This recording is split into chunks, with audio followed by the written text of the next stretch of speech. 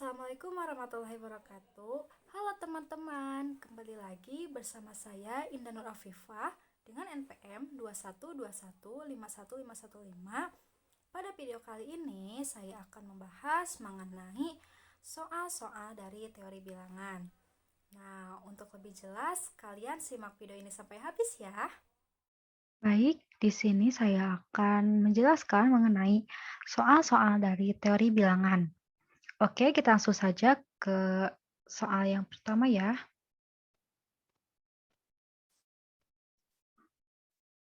Nah, untuk soal yang pertama yaitu tuliskanlah 67.895 ke dalam sistem lambang bilangan Babilonia dan lambang bilangan Maya.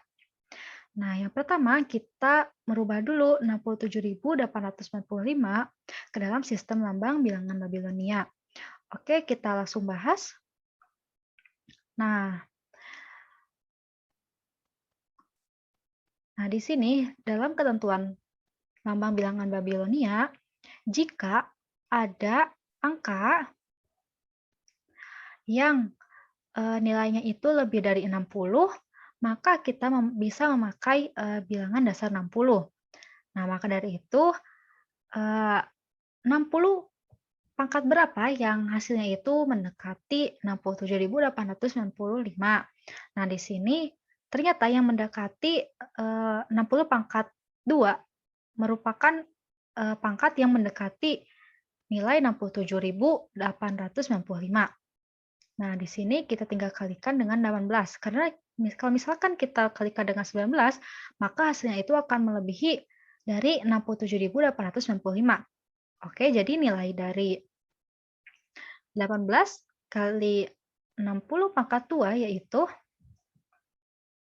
64.800.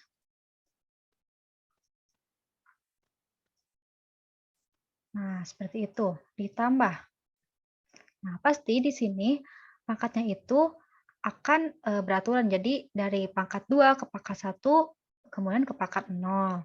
Nah, di sini untuk 60 pangkat satunya dikali dengan 51.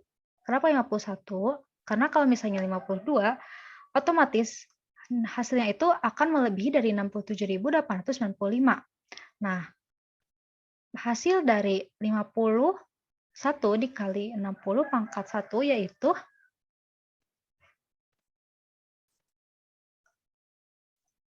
3060. 3060.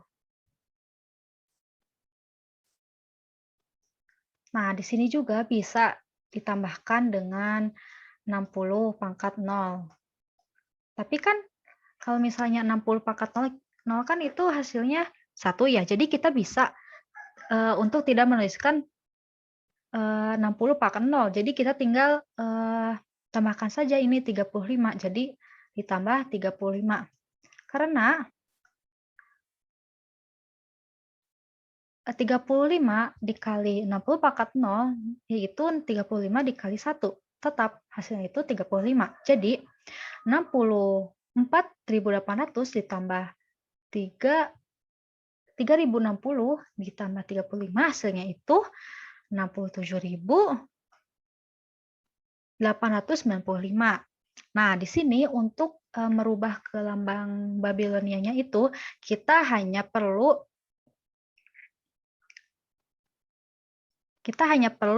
mengambil yang angka yang isinya saja, yang 60 tidak usah. Jadi kan di sini 18, di mana dalam lambang Babilonia itu, kalau misalnya ada tanda segitiga begini, itu nilainya itu 10. Sedangkan kalau misal tanda segitiganya itu ke bawah, itu sama dengan 1. Nah, seperti itu. Jadi kan di sini 18 ya. Nah, kita tinggal pakai di sini 10 ditambah 8. 1, 2, 3. 1, 2, 3, 4, 5, 6, 7, 8. Nah, hasilnya kan 18. Nah, yang ini juga sama, 51. Nah, kita pakai yang ini. Kan ini 10, tambah 10, 20. Ditambah 10 lagi, 30. Ditambah 10 lagi, 40. Tambah 1, tambah 10 lagi, 50. Nah, di sini 50 ditambah 1 di sini. Jadi 51. Nah, ini juga sama yang 35. Nah, di sini 10 ditambah 10 20 ditambah 10 30. Di sini 5. Jadi dipakai yang segitiga ke bawah. 1 2 3 4 5. Jadi hasilnya 35. Nah, seperti itu. Oke, kita ke lambang bilangan maya. Nah, untuk lambang bilangan maya sendiri, kita memakai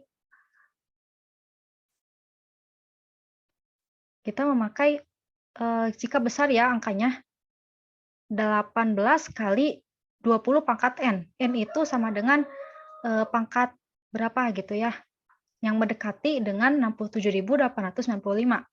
Nah, di sini ternyata yang mendekati hasil 67.895 yaitu pangkat 2.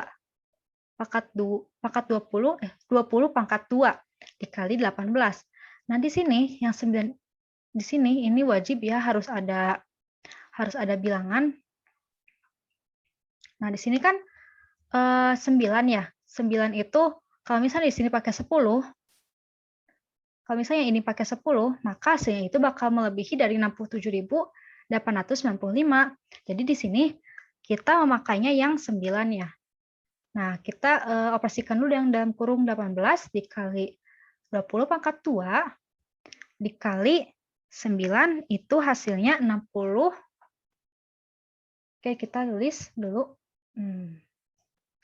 Biar tidak. Nah, hasilnya itu 64.800. Nah, yang ini juga sama.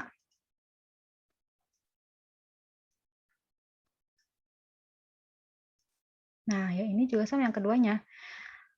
Pasti kalau misalnya di sini pangkat 2, pasti ke belakangnya jadi pangkat 1, pangkat 0, dan seterusnya gitu.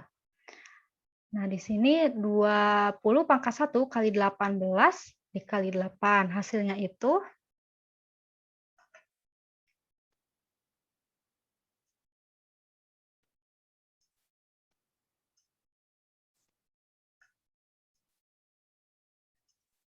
adalah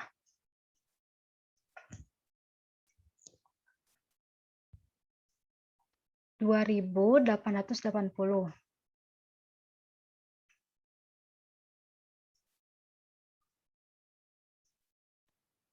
Nah, untuk yang ketiga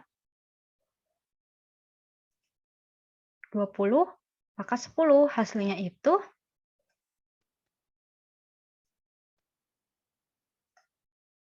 200 ya. Nah, seperti ini 200. Kemudian di sini sama ditambah 15. Tambah 15.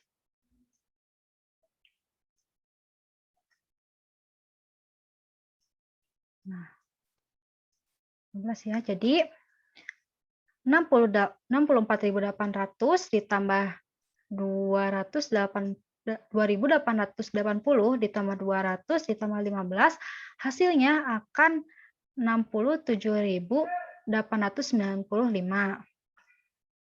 Nah, oke, seperti itu.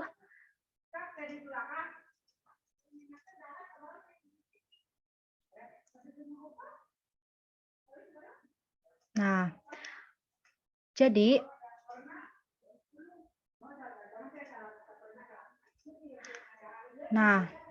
kita dalam lambang bilangan maya juga kita hanya mengambil angka yang di depan tanda kurung ya. Ya, jadi kita ambilnya yang 9 saja, kemudian yang 8, kemudian yang 10 dan juga 15. Nah, di sini kita lihat nih, di sini ada tabel ya, ada tabel. Di sini ada tabel.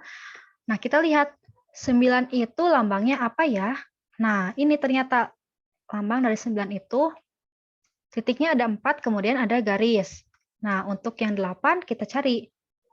Oh, ternyata lambang bilangan maya 8 sama dengan titiknya 3, kemudian di bawahnya ada garis. Nah, kita lanjut mencari lambang bilangan maya angka 10.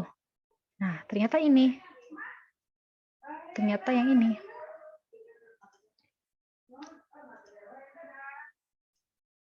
Nah, ternyata 10 sama dengan garisnya ada 2. Nah, seperti ini. Kemudian selanjutnya yaitu ada 15. Nah, untuk lambang 15 sendiri dalam bilangan maya yaitu ada garis 2 yang berdempet. Nah, di bawahnya ada garis 1. Nah, seperti itu. Jadi kalau misalnya seperti ini, kita tinggal lihat tabel lambang bilangan maya itu sendiri.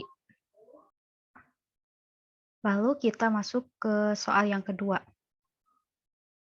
Nah, untuk soalnya, tuliskan bilangan kompleks Z sama dengan akar 6 dikurangi I akar 2. Nah, di sini kita harus mencari dulu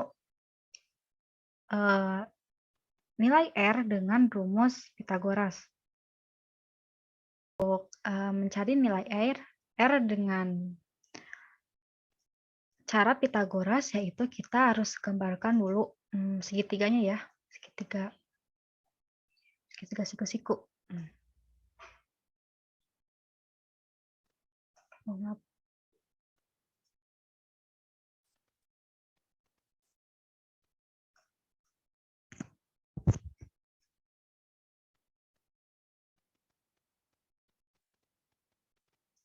Nah, seperti ini, segitiga siku-siku.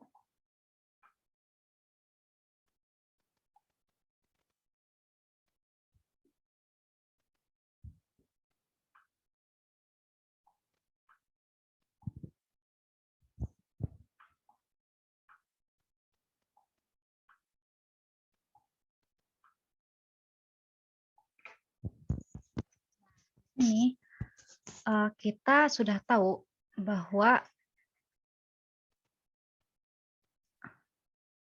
nah di sini untuk sisi depannya itu ada negatif akar 2, sedangkan sisi kirinya yaitu ada akar 6. Nah, untuk mencari R, ini rumusnya seperti ini. Jadi R sama dengan akar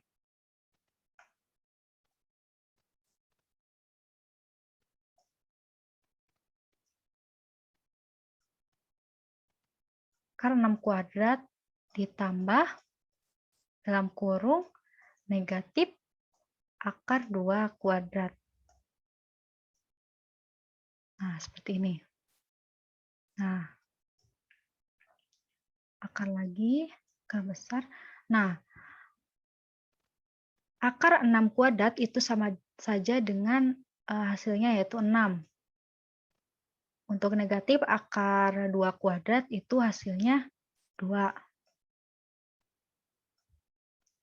Jadi, 6 ditambah 2 yaitu 8, jadi akar 8. Nah, ini juga bisa disederhanakan ya. Jadi, akar 4 dikali 2. Di mana 4 kali 2 itu kan sama saja hasilnya dengan 8.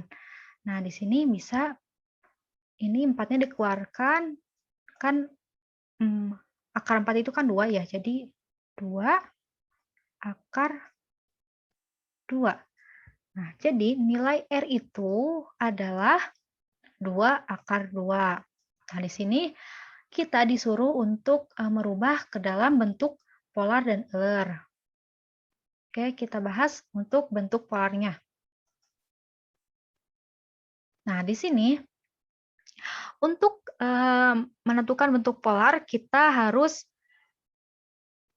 mencari dulu sin-nya, sin alfa. Sedangkan rumus dari sin alfa itu Y dibagi R. Nah, untuk Y-nya sendiri kita sudah ketahui yaitu negatif akar 2. Sedangkan untuk R-nya tadi sudah kita cari hasilnya itu 2 akar 2. Nah, di sini negatif akar 2 per 2 akar 2 itu hasilnya negatif setengah.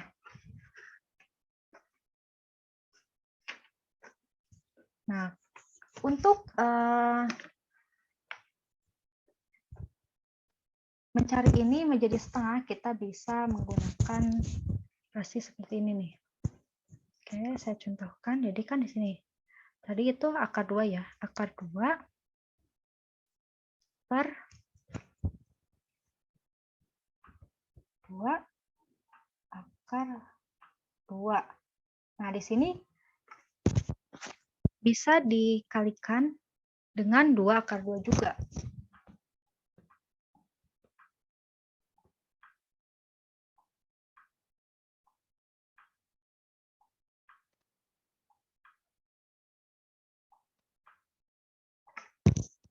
Nah, seperti ini. Jika sudah begitu, kita tinggal kalikan saja negatif akar 2 dikali 2 akar 2. Oke, kita kasih kurung ya, bentar ini. Akar negatif akar 2. 2 akar. Nah, seperti itu. Per 2 akar 2 dikali 2 akar 2.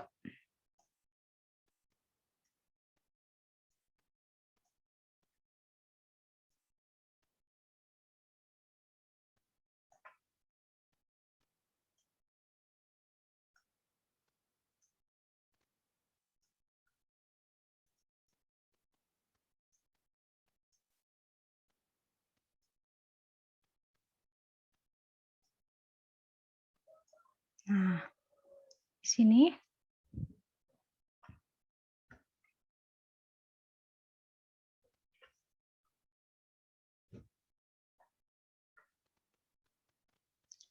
negatif akar 2 dikali 2 akar 2 itu hasilnya 2 dikali negatif 2. Nah, untuk yang bawahnya 2 akar 2 dikali 2 akar 2 itu hasilnya 4 kali 2. Kali 2 ini kali. Nah, maka sama dengan ya. Nah, 2 kali 2 itu hasilnya 4. 4 per 4 dikali 2 itu 8. Jangan lupa pakai min-nya. Di sini kan tadi negatif ya. Negatif. Nah, kan di sini 4. Negatif 4 per 8 kita bisa perkecil jadi negatif setengah per 2. Nah, seperti itu. Jadi hasilnya itu negatif setengah per 2. Nah, maka nilai alfa, ini kan baru sin alfa ya, setengah akar 2. Nah, untuk nilai alfanya sendiri itu bisa negatif 30 atau juga bisa 330 derajat atau 1 pi per 6. Nah, kita di sini menggunakan yang 11 pi per 6. Nah, untuk rumus dari bentuk polar sendiri yaitu Z1 sama dengan R dalam kurung cos alfa ditambah sin alfa. Nah, untuk R sendiri tadi nilainya itu 2 akar 2. Nah, jadi Z1 sama dengan 2 akar 2 dalam kurung cos 11 pi per 6 ditambah I, maaf ini belum tulis, ini I 11 pi per 6. Nah, seperti itu. Nah, kita merubah ke bentuk Euler ya, Euler. Nah, untuk ke bentuk Euler sendiri, itu rumusnya itu E pangkat I kali Q sama dengan cos alfa ditambah I sin alfa. Nah, tadi kan sudah diketahui ya, bahwa tadi nilai alfanya itu 11 pi per 6. Nah, kita tinggal substitusikan saja. Jadi hasilnya itu cos 11 pi per 6 ditambah I sin 11 pi per 6. Selanjutnya kita masuk ke soal yang terakhir. Nah, di sini soalnya itu misalkan operasi tambah dalam bulatan ya, dan kali dalam bulatan itu dalam sistem bilangan real R didefinisikan sebagai berikut. A ditambah B sama dengan A ditambah 2B dikurangi 5. Yang kalinya A dikali B sama dengan 2A ditambah B dikurangi AB. Nah, di sini juga ditanyakan, apakah setiap unsur di R masing-masing mempunyai inverse, operasi tambah, dan kali dalam bulatan. Oke, kita langsung bahas. Nah, di sini kita mencari dulu yang A ya, yang operasi tambah itu. Yang A. Nah, di sini kita sudah ketahui bahwa operasi tambah itu didefinisikan sebagai A ditambah bulatan B sama dengan A ditambah 2B dikurangi 5. Nah, jika kita ingin mencari identitas, kita misalkan dengan P ya. Jadi B-nya itu kita rubah dengan P. Jadi A ditambah P sama dengan A. Nah, kita langsung substitusikan saja yang ini. Nah, seperti ini. Jadi A ditambah 2P dikurangi 5 sama dengan A. 2P sama dengan 5. Kan tadi di sini kan pindah ya. Jadi A dikurangi A ditambah 5. A-nya kan habis, jadi 5. Jadi 2P sama dengan 5. Maka P sama dengan 5/2. Nah, untuk mencari inverse sendiri, itu ada ketentuannya bahwa jika A ditambah inverse sama dengan identitas. Identitas ya ini, PT identitas. Nah, kita /tinggal substitusikan saja. Jadi A ditambah 2I kurangi 5 sama dengan tadi P-nya 5/2. Nah, jadi 2I sama dengan 5/2 ditambah 5 dikurangi A. Nah, ini kan pindah ya, A sama 5 ya, pindah ke sini.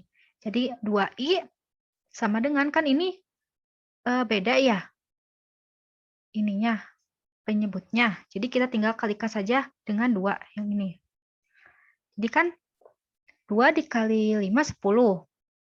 2 dikali negatif A, jadi 2A. Nah, ini kan 5, jadi 10 ditambah 5, 15, dikurangi 2A/2. Jadi 2I sama dengan 15 dikurangi 2A/2. Nah, jadi I sama dengan 15 dikurangi 2A/2 dibagi 2. Ini pindah ya 2-nya ke sini. Jadi I sama dengan 15 dikurangi 2A/2 dikali setengah. Di mana setengah? Ini kan pembagiannya. Kita bisa menjadi operasinya jadi berubah jadi perkalian. Tinggal kita, ini kan bisa diasumsikan dengan 2/1 ya. Jika ke dalam kali, ini tukar posisi, jadi 1/2. Nah, maka I sama dengan 15 kurangi 2A dikali 1 tetap 15 dikurangi 2A. Untuk 2 dikali 2 hasilnya 4. Jadi untuk inverse, A ditambah bulatan B yaitu 15 dikurangi 2A/4. Lalu kita masuk ke bagian B. Nah, untuk bagian B itu kan A dikali B sama dengan 2A ditambah B dikurangi AB. Nah, untuk mencari identitasnya sendiri, kita sama saja dengan yang bagian A, kita misalkan untuk mencari identitasnya itu dengan Q. Nah, ini pemisahannya boleh dengan C, D, E, F, G, terserah asal tidak boleh sama dengan A atau B. Nah, langsung saja jadi A dikali Q sama dengan A. Nah, untuk A dikali Q ini kita substitusikan menjadi 2A ditambah Q dikurangi AQ sama dengan A. Nah, maka Q dikurangi AQ sama dengan A dikurangi 2A. Nah, ini kan sama ya, Q-nya ada di sini. Q, di sini juga AQ. Nah, ini bisa dikeluarkan Q-nya, jadi ini sama saja hasilnya Q dikali 1 sama dengan Q. Q dikali negatif A sama dengan negatif AQ. Sama dengan negatif 2. dari A dikurangi 2A. Nah, maka Q sama dengan negatif A per 1 dikurangi A. Nah, ini bisa dikalikan dengan negatif.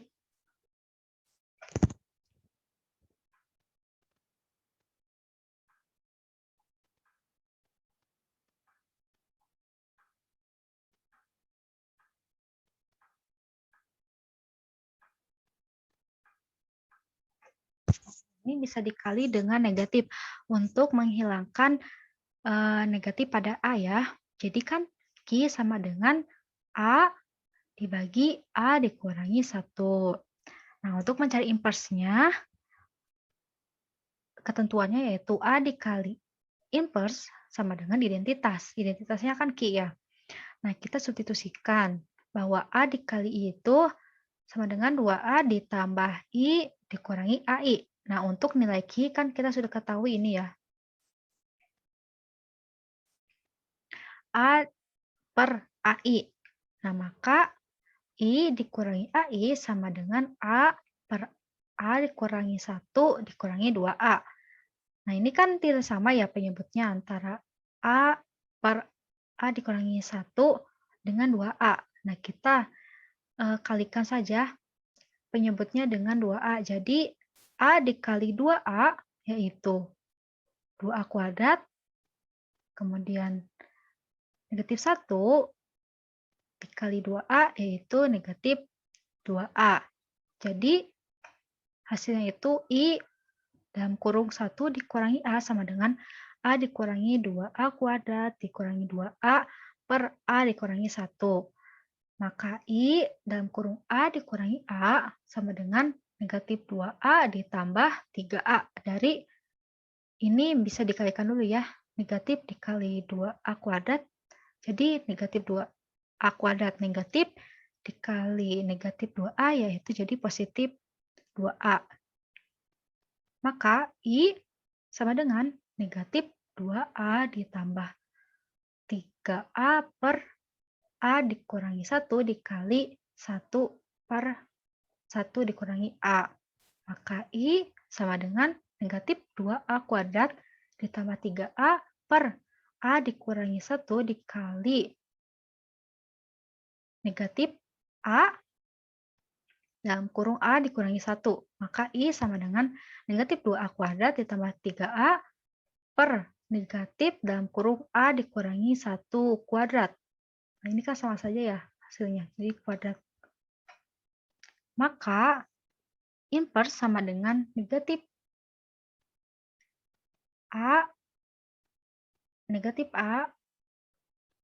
negatif dalam kurung 2A kuadrat dikurangi 3A per negatif dalam kurung A dikurangi 1 pangkat 2. Maka, inverse sama dengan, nah ini kan sama ya, ini A kuadrat, ini A, jadi A-nya kita keluarkan jadi A dalam kurung 2A dikurangi 3 per A dikurangi 1 pangkat 2. Nah, jadi nilai inverse dari A dikali bulatan B, hasilnya itu A dalam kurung 2A dikurangi 3 per A dikurangi 1 kuadrat. Nah, sekian video yang dapat saya sampaikan. Semoga video ini bermanfaat untuk kalian ya. Sampai jumpa. Assalamualaikum warahmatullahi wabarakatuh.